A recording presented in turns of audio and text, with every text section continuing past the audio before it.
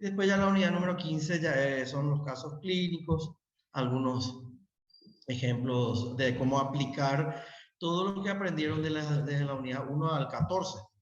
Cómo aplicar en casos clínicos. Hoy tenemos entonces el oído interno. El oído interno que tenemos, que es ahí donde se especifica, digamos, la porción antero-inferior que corresponde a la cóclea, la audición, y la porción postero-superior donde se encuentra el laberinto que es la parte de la audición, del equilibrio, perdón.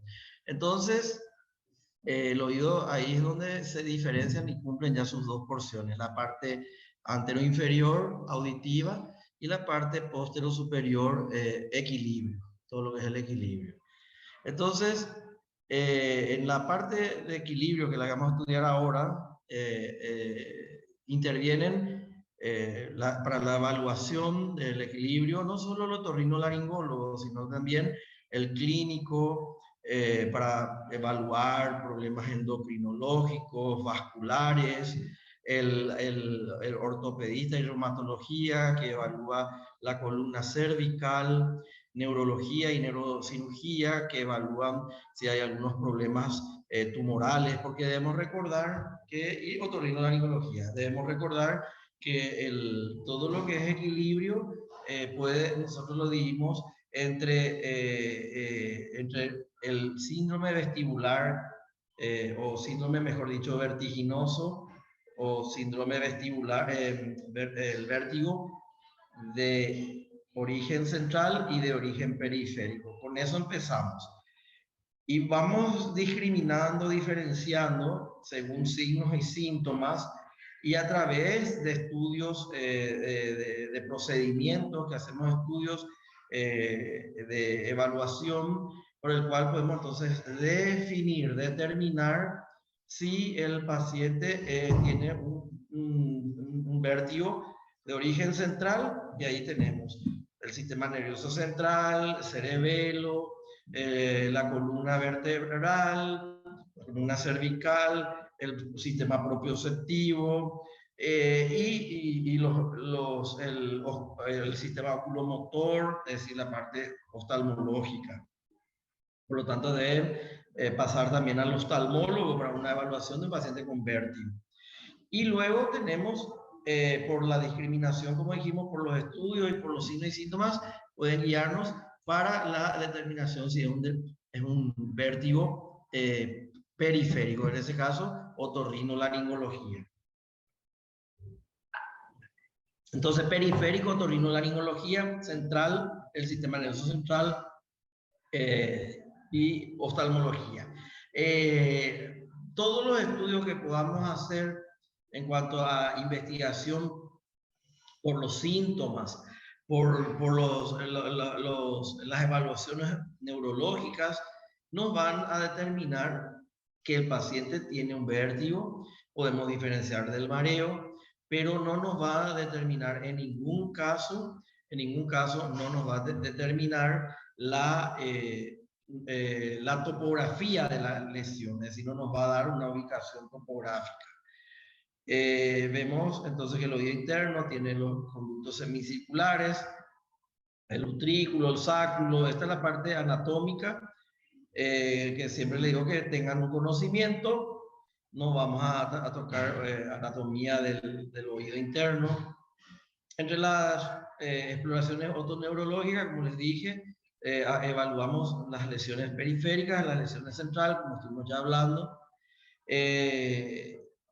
Dentro de lo que es la exploración, anamnesis es muy importante porque podemos determinar cuando el problema del vértigo es de origen periférico, es decir, ótico del oído interno, se caracteriza porque presenta tres síntomas: hipoacusia, vértigo y acúfeno. Luego, náuseas, vómitos. Pero si está comprometido, si el vértigo es de oído interno, y es lo que le corresponde a la otorrinolaringología, Vuelvo a repetir, nosotros tenemos vértigo periférico y vértigo central. Vértigo periférico, otorrinolaringología, oído interno. Y vértigo central, oftalmología, neurología, es decir, a nivel del sistema nervioso central y sus regiones del equilibrio, cerebelo. Entonces, esa parte, esa porción no vamos a estudiar en esta unidad de otorrinolaringología. Lo que vamos a estudiar es la parte del vértigo periférico, es decir, y se caracteriza, es decir, otorrinolaringología, y se caracteriza siempre porque va a haber factores auditivos, hipoacusia, acúfeno, vértigo, y los síntomas generales como náusea, desorientación, sudoración fría, palidez. Esos son síntomas que se ven también en el vértigo central. Pero lo que diferencia entre el vértigo central y periférico es el toque auditivo, es decir, hipoacusia, acúfeno y el vértigo. Entonces la evaluación, perdón, la anamnesis es importante de todo paciente con vértigo, el examen otorrinolaringológico, evaluar oído medio, oído externo, evaluar el oído interno a través de la exploración auditiva, que son la audiometría, la impedanciometría, el estudio del reflejo estapedial, el estudio de Vera, es decir, potencial evocado. Esos son estudios que hemos hablado en el capítulo de audición. Luego tenemos la parte neurológica, que es examen de pares craneales, la exploración vestibular, en eso tenemos también la evaluación del globo ocular, que es el nistagmus, y por último la evaluación por imágenes, es decir, tomografía, resonancia, simples y contrastadas.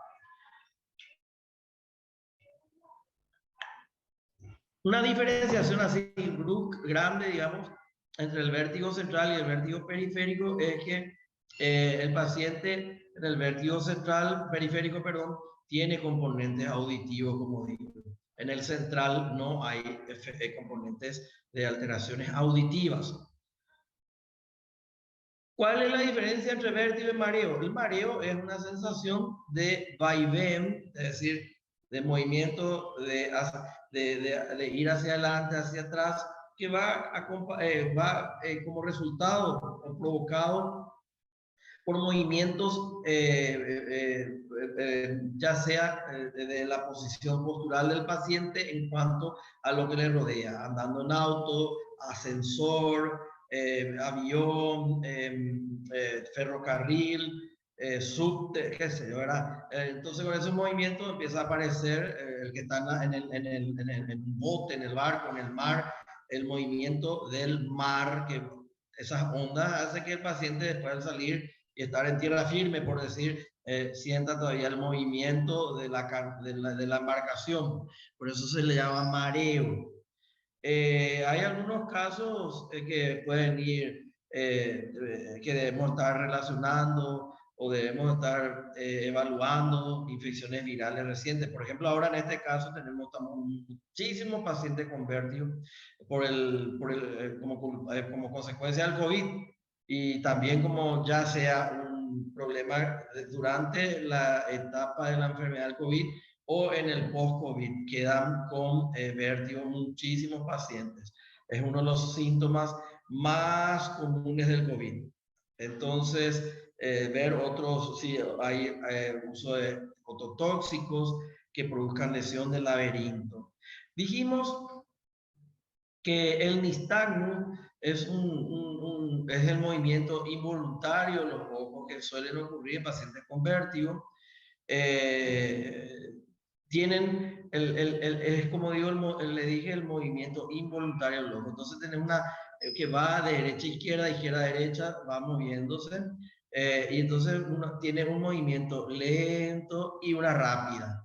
El movimiento lento es el que indica cuál de los dos laberintos es el que está afectado. Si el movimiento lento es hacia la derecha, habla del laberinto derecho, pero el nistagmus, para nombrar, para escribir en la ficha de evaluación, se nombra por el movimiento rápido, porque es el que mejor se percibe. Entonces, si se mueve lentamente a la derecha, quiere decir que el laberinto derecho lesionado, y rápido recupera por un movimiento rápido hacia la izquierda, en este caso. Entonces, tienen que poner en la evaluación nistagmus izquierdo, por el movimiento brusco hacia la izquierda.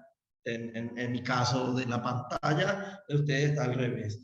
Entonces, este es oído derecho, lento derecho, entonces va a ser la fase lenta, me indica el lado laberinto lesionado. Vamos a imaginarnos que mi laberinto derecho esté lesionado, fase lenta, vaya hacia el derecho y rápida hacia la izquierda. Entonces yo nombro nistagmus izquierdo. Eso los médicos estamos entendiendo que la fase rápida es izquierda, y eso, pero la lesión es en el laberinto derecho. Ya conocemos el concepto de lo que es hipoacusia, acúfeno.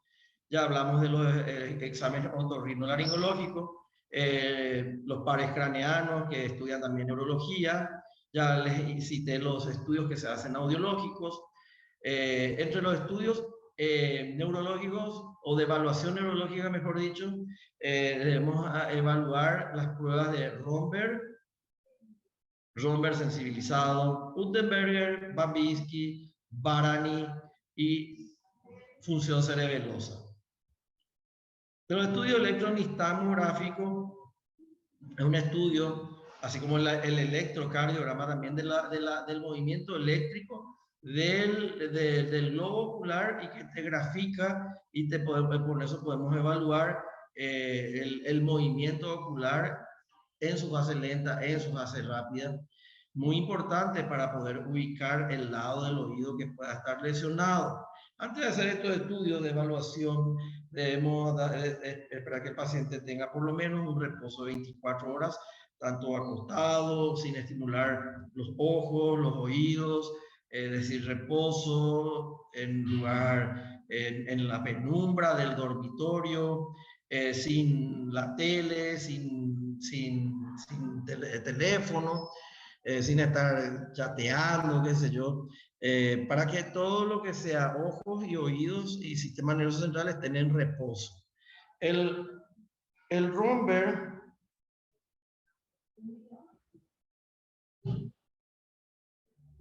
entonces, el Romberg es el estudio, es un estudio estático, es decir, porque tenemos estudios dinámicos y estáticos. El estático es porque el paciente está quieto, está estático, y le evalúas. Se le ponen los pies juntos, los brazos extendidos a lo largo del cuerpo y los ojos cerrados.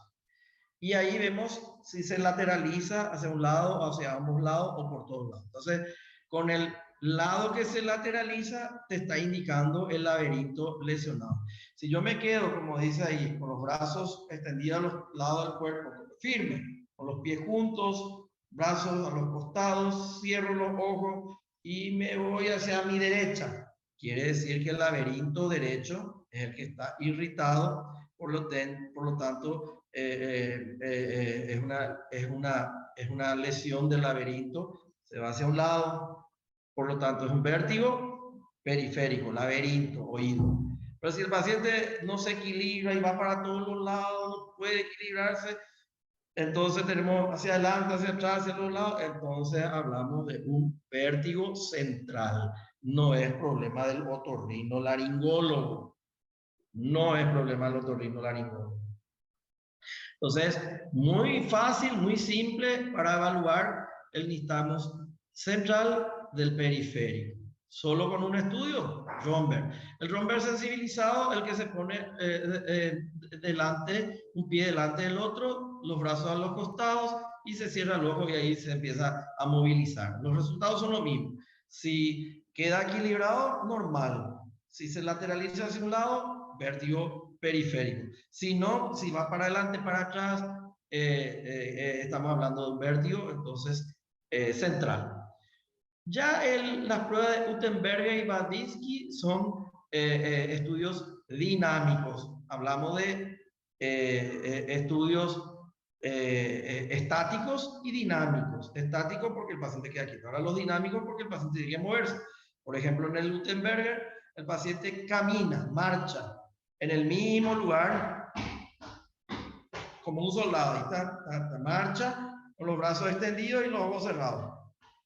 Y ahí, si se lateraliza hacia un lado, lo normal es que quede en un lado, es decir, quieto. Pero si se lateraliza a un lado o en ambos lados, o hacia adelante, hacia atrás, es central. Y, perdón, Babinski, él es dar con los ojos cerrados 5 pasos para adelante, 5 para atrás. Lo normal es que haga siempre la misma línea por donde camina. Si se va hacia un lado o a ambos lados, ya sabemos, central o periférico. Varani, los brazos están extendidos a ambos lados, los ojos cerrados, tratan de colocar índice con índice del paciente con el del médico. Lo mismo que el cerebeloso, que tiene que tocar la punta de la nariz. Entonces, ¿cómo hacemos para evaluar si el paciente tiene nistagmus a través de estudios que no sea eléctrico, como la electronistagmografía? Simple, en un consultorio se puede evaluar haciendo un agua temperatura 37-40 grados de temperatura, cargas en una jeringa de 240 centímetros cúbicos y se inyecta la puntita de la jeringa en el conducto auditivo externo, va el agua lentamente el oído en el conducto auditivo externo de un lado del oído y se mide, se controla el movimiento de los ojos. Cuando empiece, con eso lo que estamos haciendo es irritando, estimulando al laberinto. Y vemos, si no se mueven los ojos, si están quietitos, es normal. Si tiene un pequeño movimiento, hablamos de hiporreflexia, o podemos tener arreflexia, quiere decir que es el laberinto, o sea que quiere decir que es un vértigo periférico. Y cuando al pasar el agua, como digo, tiene movimiento de nistagmus rápido e incontrolable hacia arriba, hacia abajo, derecha, izquierda, entonces ya nos está indicando de que el vértigo es central, hiperreflexia. Ya hablamos de cuáles son los estudios, la electronistagmus. Y bueno, acá tenemos algunos casos vemos, como les dije, en vértigo periférico, vértigo central, y cuáles pueden ser las patologías que podemos encontrar de acuerdo a cada tipo de vértigo. Entonces, hasta aquí la parte de vértigos. Hasta aquí la parte de vértigo. Un poco de café para estimular. Entonces, ¿qué es la presbiacusia? Es la pérdida normal, natural de la audición, es decir, una hipoacusia natural, normal, en todo paciente a partir de los 40 años de edad, donde no se encuentra alguna patología, donde no hay antecedentes de problemas de patologías de oído. Entonces, el paciente va perdiendo en forma normal la audición a partir de los 40 años de edad. Igual que la presbicia, que es la pérdida de la vista. Hay algunos factores de riesgo, como ser aquellos pacientes que trabajan en lugares de mucho ruido, en la juventud, el tabaquismo, el uso durante mucho tiempo de medicamentos ototóxicos, los medicamentos para la presión arterial elevada, la mala nutrición, algunas enfermedades metabólicas como la diabetes, la obesidad y los antecedentes familiares. Como les dije, esa es la característica, pérdida progresiva, lenta de la audición a partir de los 40 años de edad. Se caracteriza por el paciente, a medida que pasa el tiempo, empieza a preguntar, ¿cómo? No te entendí, no percibo al sonar el timbre o a la llamada de teléfono. Siempre para proteger y estirar un poco más el tiempo de tener una buena audición, hay que tomar los vasodilatadores especialmente ahí tenemos que clasificar número 1 la beta-histina, la citicolina, que es un neurotransmisor, y el complejo B. Esos son 3 medicamentos que se usan a partir de los 40 años, una vez al día. La beta-histina 24 miligramos por día, podemos estar bien, y tomar todos los días como neuroprotector, digamos. Entonces, con eso podemos detener la pérdida precoz o ya por la edad, detener que la pérdida vaya aumentando en forma rápida. Otra patología que solemos ver es el trauma acústico. El trauma acústico, el traumatismo, pero no un traumatismo físico, sino que el traumatismo que producen los sonidos intensos externos, ¿verdad? Sonidos intensos que producen por su potencia un traumatismo a nivel del órgano de Corti. Esta evaluación, el trauma acústico puede ser leve, moderado, severo, según el grado de hipoacusia que produzca en la persona, ¿verdad? Y hay factores que predisponen al trauma acústico y es ambiental. Aquellos que trabajan en aserraderos, aquellos que trabajan en herrerías, en hidroeléctrica y no usan protectores. DJ, por ejemplo, o hay gente que se pasan poniendo la música del auto muy fuerte o usan auriculares con CD y otros, bueno, sonidos muy intensos. El trauma acústico se divide en leves y la hipoacusia es de hipoacusia neurosensorial de hasta 30%, 30 decibeles. De 30 a 60 moderada y de 60 a 90 severa y más de 90 ya grave.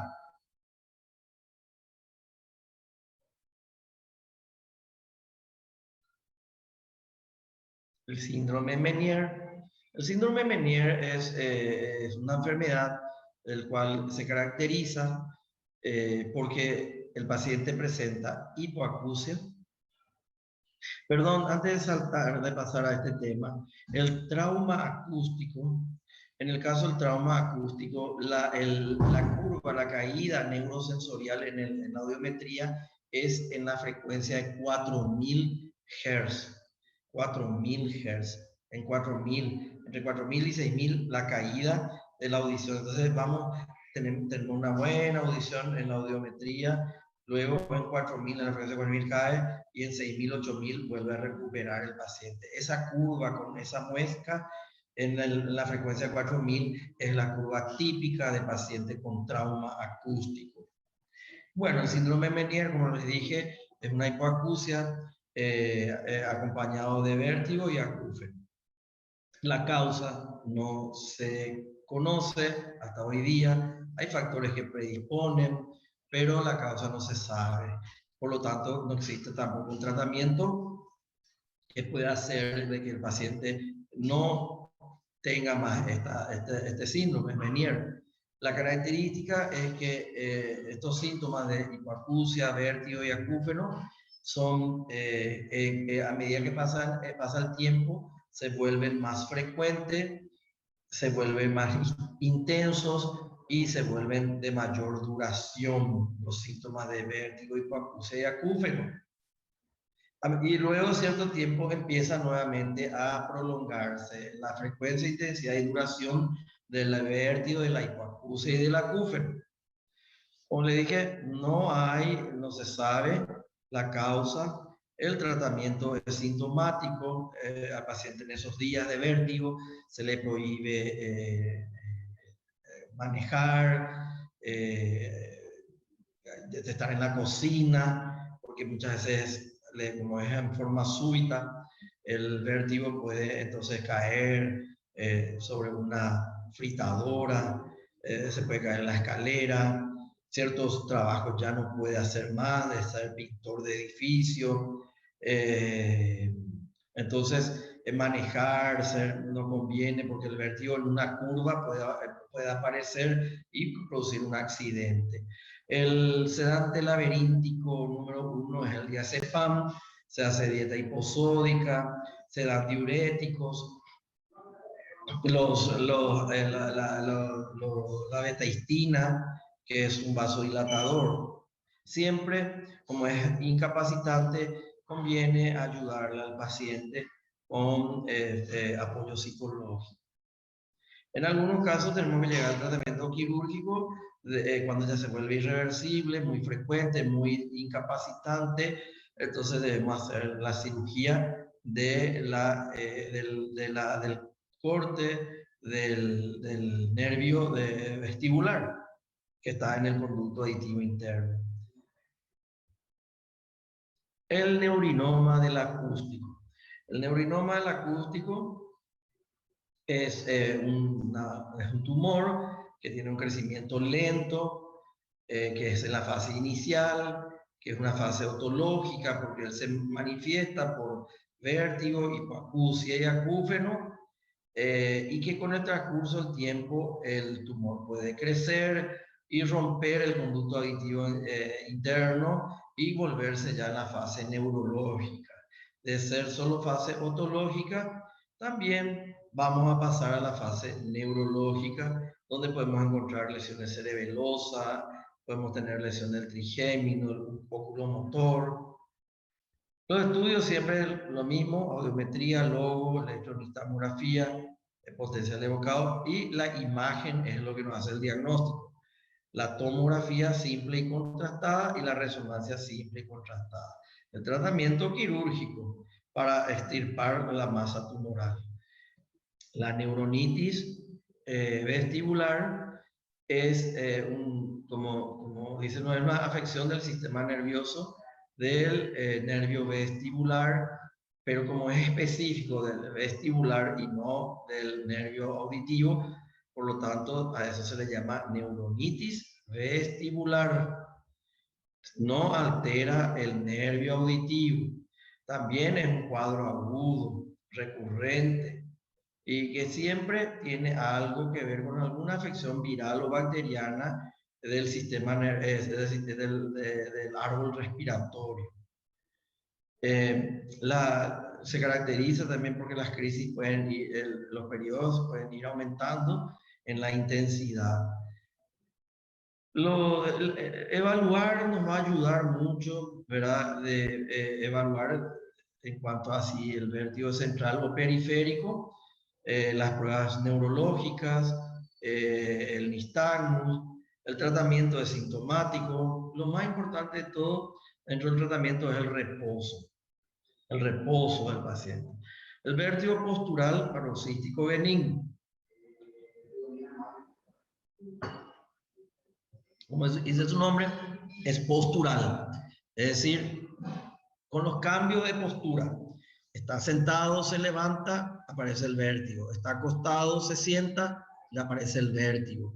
Esos cambios de presión intracraneal vascular es la que lleva al problema del vértigo. Puede ser por compresión de algún vaso sanguíneo, por algún problema de la columna cervical.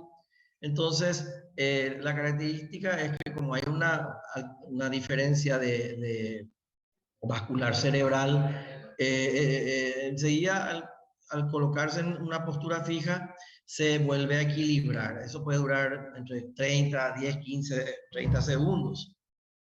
Hacemos la maniobra de Dix-Hallpike, que el paciente está sentado en una cama y le apoyamos, agarramos la cabeza y lo vamos bajando y en una forma, digamos, brusca, para ver los movimientos tanto oculares y si el paciente experimenta vértigo. Con el tiempo, el problema postural, con los cambios de postura y que produzca vértigo, se puede de nuevo con el tiempo ir equilibrando la presión vasculocerebral, y con eso puede empezar a mejorar el paciente. Bueno, la sordera y vértigo súbito. Como dice su nombre, súbito. Es decir, generalmente va en pacientes con procesos virales, con algún problema cardiovascular o vasculocerebral, o algún tumor cerebral, es que en forma súbita puede aparecer ya sea un vértigo o una hipoacusia. Es decir, que entonces un paciente que viene con la consulta y te dice, doctor, está bien, pero de repente, así de golpe, en forma súbita, no vamos a usar esa palabra, pero vamos a poner nosotros. El paciente te dice que en forma súbita presentó vértigo e hipoacusia. Eso nos debe llamar la atención y puede ser un proceso tumoral intracraneal y debemos entonces hacer los mismos estudios, las mismas exploraciones que ya siempre hemos hablado en este capítulo. Los ototóxicos, como dice su nombre, es tóxico, son medicaciones o medicamentos, mejor dicho, que producen daño al oído interno. Entonces, estos medicamentos pueden ser por uso durante mucho tiempo o altas dosis por poco tiempo, o medicamentos que directamente son tóxicos para el oído. Entonces, oído interno. Entonces, tenemos entre los medicamentos más comunes, tenemos los que se utilizan para hipotensión, perdón, para la hipertensión, las aspirinas, el ácido acetilsalicílico, ¿verdad? La quinina, el monóxido de carbono, algunos antibióticos, generalmente todos los antibióticos, ¿verdad? Y por último, para terminar, vamos a hablar de lo que es la parálisis vestibular. Hablamos de parálisis vestibular cuando el paciente tiene pérdida total del equilibrio. Parálisis vestibular. El paciente no tiene órgano del equilibrio que funcione. Por lo tanto, de un solo lado, vamos, no puede sostenerse. Pérdida totalmente porque hay una destrucción del sistema del equilibrio y entonces hay parálisis, como nosotros le decimos, vestibular. No es que tenga el paciente una parálisis muscular, física, de los huesos, no. Los órganos del equilibrio se destruyeron y entonces dejan de funcionar y el paciente tiene una crisis de vértigo intensa, profunda, y que le imposibilita sentarse, acostarse, deambular. Eso es algo grave, súbito. Es muy peligroso, o sea, es muy incapacitante. Generalmente estos son pacientes que por problemas vascular cerebral importantes, los ancianos pueden tener, y es incapacitante de por vida, puede ser también. Puede ser que un paciente ya así, la posibilidad de recuperación también es cierta, pero también la posibilidad de que no recupere también es cierta. Y bueno, esto es todo lo que teníamos hoy para dar en el capítulo número 13 de lo que es el oído interno. Capítulo número 13, oído interno. Semana que viene vamos a tener la última unidad, digamos, de otorrinolaringología, que es el capítulo de cefaleas, y luego el número 15, que ya son casos clínicos. Le vuelvo a repetir, son aquellos casos en el cual ustedes voy a ver si ustedes saben cómo aplicar todo el conocimiento que les di de la lección número 1 al 14 para aplicar en casos clínicos. Sería el capítulo número 15 y último. Luego ya entraríamos al examen final.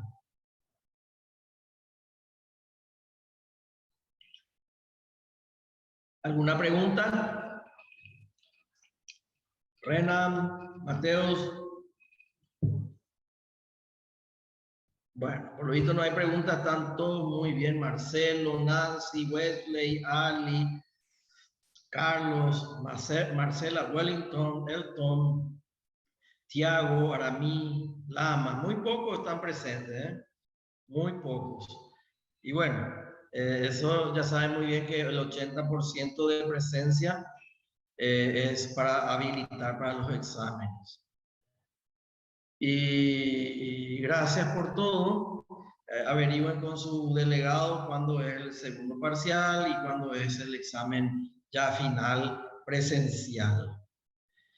Y bueno, está todo entonces. Muchas gracias y buenas tardes.